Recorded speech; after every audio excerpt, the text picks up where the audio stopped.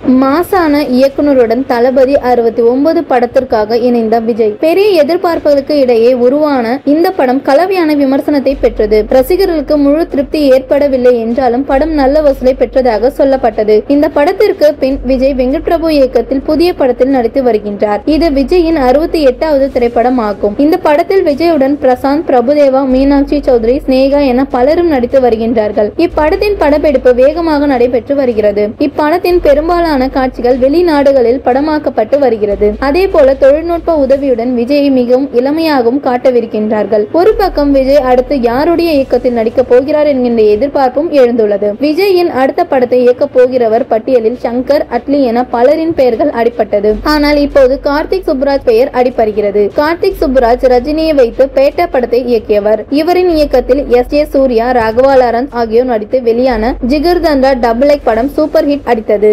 ஏற்கனவே 2 முறை விஜய்க்கு கதை சொல்லியும் செட் ஆகவில்லை என கார்த்திக் சுப்புராஜ் சொல்லியிருந்த நிலையில் இப்போது அவரின் இயக்கத்தில் விஜய் நடிக்க இருப்பதாக செய்திகள் வெளியாக உள்ளது. அதோடு இப்படத்தை சன் பிக்சர்ஸ் நிறுவனம் தயாரிக்க உள்ளதாக சொல்லப்படுகிறது. விரைவில் இது பற்றிய அதிகாரப்பூர்வ அறிவிப்பு வெளியாகும் என எதிர்பார்க்கப்படுகின்றது.